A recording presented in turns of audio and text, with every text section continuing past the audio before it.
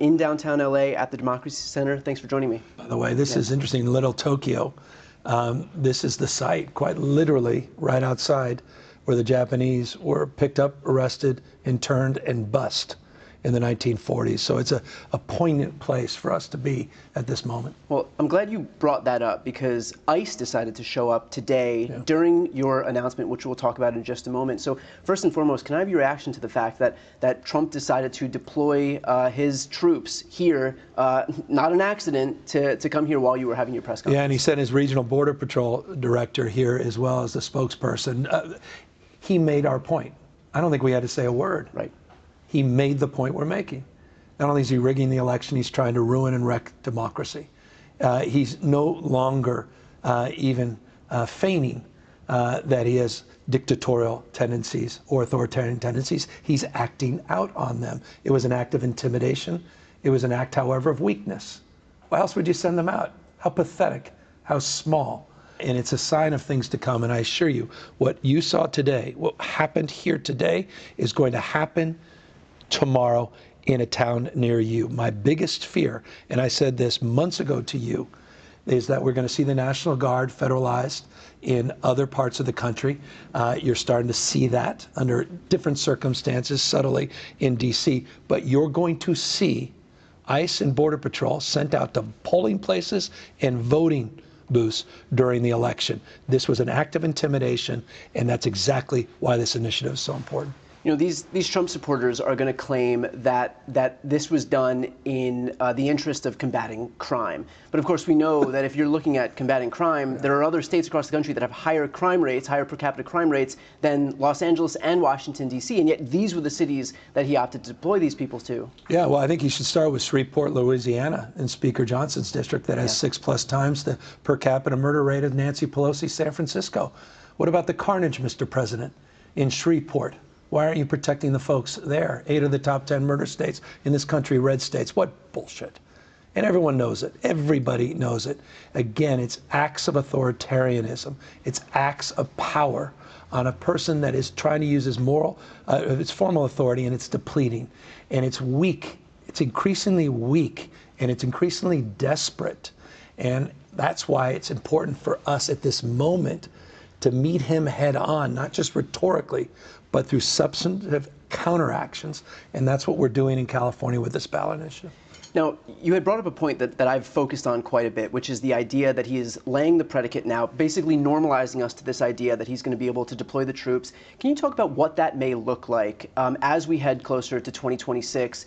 And look, we've seen him try and seize voting machines in Georgia. He tried to do it in 2020. But now that he knows he kind of is able to normalize Americans to this idea of deploying troops into Los Angeles, into D.C., what could that mean if you're looking at a city like Philadelphia, a city like Detroit, a city like Milwaukee, a city like Atlanta, which are, of course, these Democratic strongholds within these swing states that are going to determine the election? Well, I'll tell you what it looks like. It looks like a gun to the head of a 15-year-old disabled boy born in the United States of America that doesn't look like you and me trying to go to school.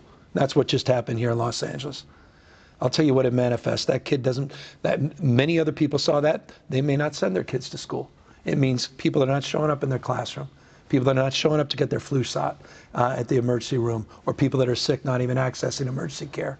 It means people that may be witnesses of crime not even be willing to go forward to help keep our community safe. It's a chilling effect. People not going out to go grocery shopping or doing so only late at night. People getting into other people's cars that look like you and me to drive them to go shopping so they're not racially profiled if they're driving by the Home Depot or a car wash. And it will happen in more insidious ways if it happens during the election. And that's exactly what this is about.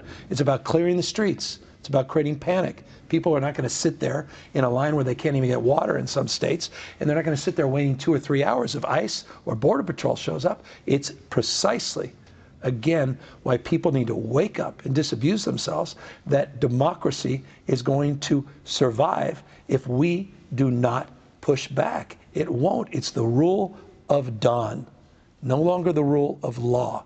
And people need to understand the lines that are being redrawn in Texas are not about party, they're about power. And you've got to meet fire with fire, and power needs to be asserted in blue states, not just red states. Our state of mind has to be more firm, more resolved, and more aggressive. So let's use that to jump into what you spoke about today. Can you give a brief overview of your announcement at the press conference? Well, we're moving forward with a special election on November 4th, coinciding with other local municipal elections to neutralize anything that Greg Abbott and Republicans are doing in Texas. They do 5 seats, we do 5 seats. And we're not only doing that, we're also announcing, as a consequence of this effort, a commitment to national independent redistricting. Well, that's on the ballot as well. We believe it's the right thing to do. In fact, the Democratic Party believes it's the right thing to do. Democrats have voted for national independent redistricting. Yeah. Republicans have not. So spare me the crocodile tears on Fox and everyone else saying, oh, everybody does this. Oh, these guys have been gerrymandering for years and years and years. Not like these folks have. And we're at least willing to call that out. And in California, we have moral authority because for 15 years we've had an independent redistricting commission, and we have some of the most competitive races. They may be going to Democrats. That's on the basis of competition, but some of the most competitive districts in America. Find me districts as close as the ones we have in California, where Valadeo is winning, where Ken Calvert is winning, where Darrell Issa is winning, and show me the equivalent in a place like Texas. You have New York and you have California, the biggest weapons for Democrats who have independent redistricting commissions, and yet look at what the Republicans have in their big weapons. Texas and Florida, you have you have gerrymandered states that are being gerrymandered even further to consolidate power for these Republicans, which raises the question, if Greg Abbott and these Texas Republicans want to ramp up the stakes even further, are we going to have time to offer some commensurate response to them? No, and to your credit, you've been talking a lot more about that, particularly in relationship to the Voting Rights Act, particularly in relationship to the Supreme Court, and the likelihood, it appears, that they may throw that out. Yeah. I mean, this is about race. This is not just about justice. This is not just about the core tenets of our founding fathers. This fundamentally now can get to another level if the Voting Rights Act is thrown out and these guys with total impunity can whitewash, literally, not figuratively, some of these districts all across the country. So look, that's a break the glass. I mean, we've already break the glass. That's another level. Yeah. And there's the ability for states to move. They can call special sessions of their legislature, governors in blue states. You can call special elections. You can look at your constitutional constraints and look at the prospect of getting voters to consider constitutional amendments. There are many different tacks we can take. Right now, this we know we can do. We have the ability to do it for November 4th. We're getting it through the legislature with 2/3 majorities in both houses. We're going to do it in a transparent way. We're going to do it in a temporary way. And we're going to do it in a democratic way. We're going to put the maps on the ballot. People can see them for themselves. They're not going to be drafted behind closed doors, and they're not going to be drafted to Donald Trump's liking. So this whole situation has kind of surged onto the scene in just the last few weeks, really. And to your great credit, you have responded as quickly as you possibly could, wasting no time in getting this thing on the ballot so that we can have our maps redrawn to counteract, to fight fire with fire against what they're doing in Texas. We still have other Democratic governors across the country who we've heard them say the right things, but we haven't seen action. And so in light of the fact that you're moving right now, we're getting this thing on the ballot in just a few months, and so this thing is moving as quickly as possible.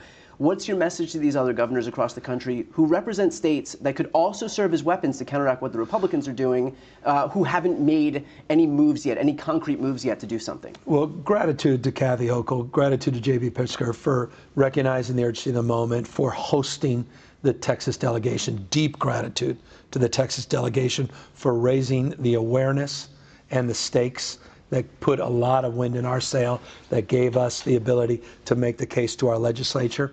But now it's time to act. Now it's time to take it to the next step. And it's not just those two that have already demonstrated a commitment on this.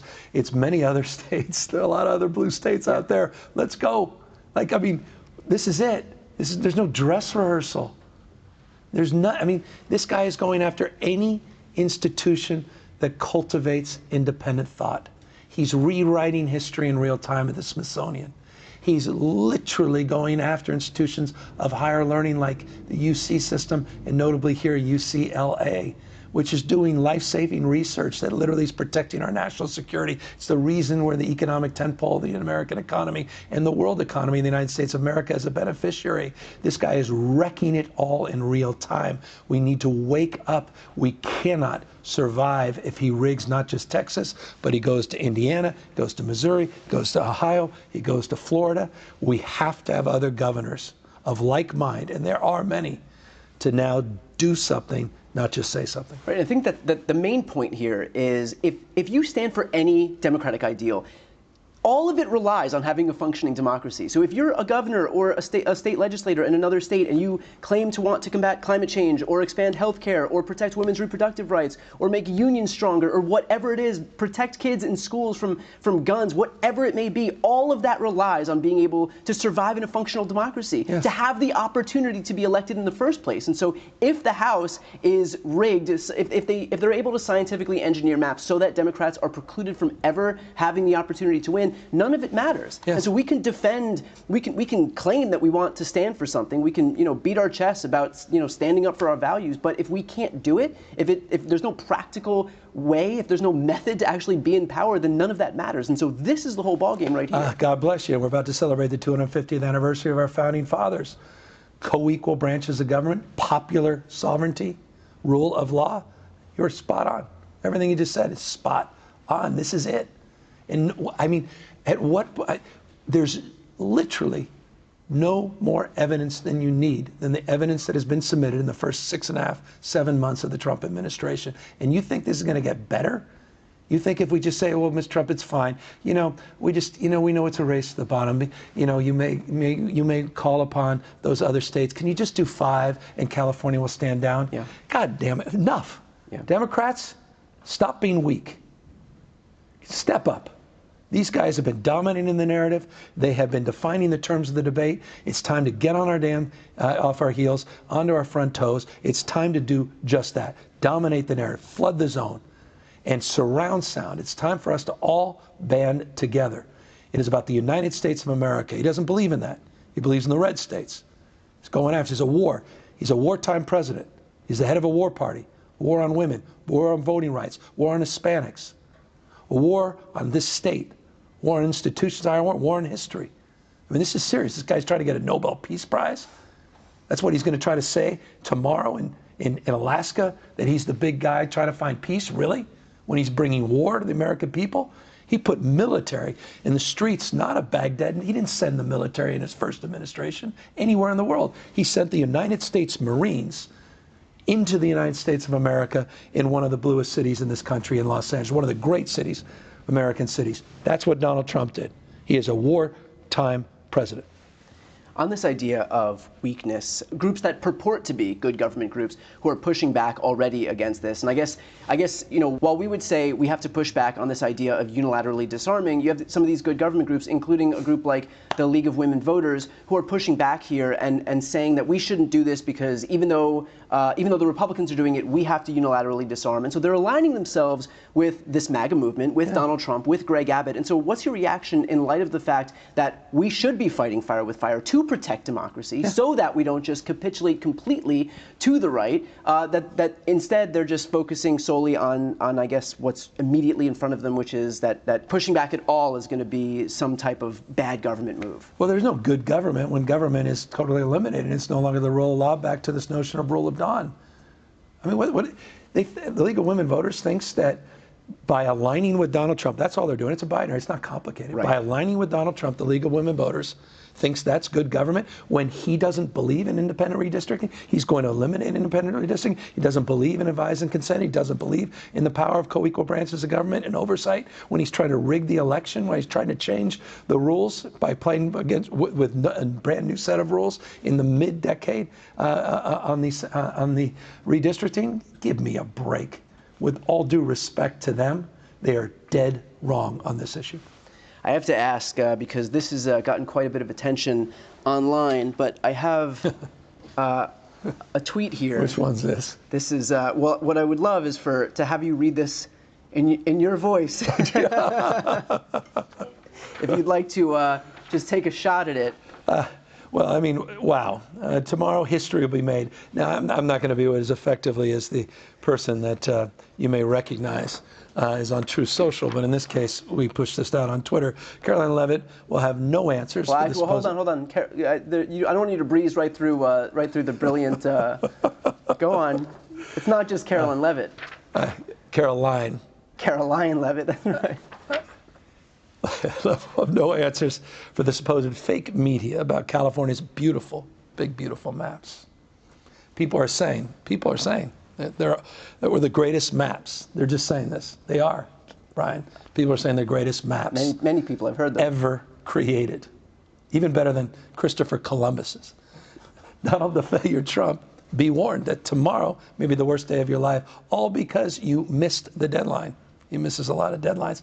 Liberation Day for America, GCN. I should have said thank you for your attention to this matter. So what gave you the idea to, I mean, on this idea of fighting fire with fire, to literally adopt his rhetorical genius? Gloves off, man. Just gloves off. It's all on the line. It's it. Like enough. You know, you're wearing a tie. Took my tie off. Take the tie off. That's right. Like it's it. Don't dream of regretting. I said that, you know, this is not no do-over. This is it. Wake up to what's going on in this country. And I'll iterate, I'll try anything. That's what that represents. I'm just trying to break through, man. I'm just trying to be accountable, to be able to look at my kids that, you know, I woulda, coulda, shoulda, no, that I did everything I could. And you know what? See what fate brings. But we're going to put everything on the damn line. And that's, you know, why I'm proud of the folks from Texas. And that's why I'm proud of folks showing up at the No Kings rally. People haven't given up yet. Yep. I'm telling you, we can win. We're going to do this. We can win this November. We can win next November. And then we can get this country back on track. And I tell you, I took it for granted. I did. Even during Trump 1.0, I took so much for granted. And people ask all the time, well, do you think, you know, authoritarians here? It's like, well, not yet for me. But sure as hell for the people walking on the streets that look different from me. And now I even wonder if you got these big corporate titans that are selling their soul. Yeah. Maybe it's come for them as well. Nationalizing, taking 15% of their profits. There was an announcement today about Intel, about the United States government possibly taking a stake in Intel. And it's ironic that it's happening at the hands of people who vilify Democrats as communists, where you have the government now taking states and private. You're worried about Mandami? Really? Seriously? And you're sitting there condoning this kind of behavior? Crony capitalism? Yeah. Writing big checks, maybe buying crypto? I mean, the greatest grift in American history, billions and billions of dollars? I mean, this is sick. This is sick. This is sick. This cannot continue. And if institutions like Harvard are going to sell their soul, then we need to do more. And we have to call this out. This is, I don't want to overstate it, but I can't understate how important November 4th is. And that's why I call it Liberation Day here in California. This is it, man. If we roll over, we fail. Fourth largest economy in the world, size of 21 state populations combined. If we can't, in the most un-Trump state, push back, I don't know what's going to happen in three years. This guy will run again. To that point, this is going to be a heavy lift, and we'll finish off with this. This is going to be a heavy lift as we head toward November 4th, and certainly there's going to be opposition. The RNC is going to oppose this, and they're going to put all of their eggs in this basket to fight this in California, because it's going to be easier for them to fight it in one state like California, and an easy scapegoat for them, than it is going to be to fight this thing nationwide. And so what can folks who are watching and listening right now do to help? Because I know this is going to be an expensive lift. This initiative is about giving you power. The power to stop Donald Trump, the power to push back against rigged elections, the power to have a national election that's fair. It's the power to push back. And that power is about showing up. It's about making a contribution. If you can do $3, $5, $10, the cause. There are a lot of folks, I'm just going to level set with you, and I hate to even acknowledge this, that are scared to write a big check because they know that Donald Trump may threaten them. That it's virtually guaranteed. Yeah. We're counting on you. We the people. We exist by the consent of the people. This is it. This is it. So we need people, to the extent you can, to contribute, let folks know what's at stake. This is not about California's 5 seats. This is about representation across this country. And things that you see on your TV that are happening here in LA, again, I cannot impress upon you more, are previews of things to come in your backyard unless we stand up and push back. Well, look, this is the entire ball game right here, and these next few months are going to be absolutely pivotal. So for everybody watching and listening, if you can contribute, help get the word out, that's going to be crucial here. So I'm going to put the link right here on the screen. I'm going to put it in the post description of this video. If you're listening on the podcast, it'll be in the show notes. If you have anything to contribute, it'll help get the word out to as many people as possible, because to the governor's point, this is the whole ball game here. And these next couple of months are going to be crucial in terms of what happens, not just in California over the next year, but also in terms of this country in the next few years. So with that said, Gov, thanks so much for the time. I appreciate it. Great to be with you. Thank you, buddy.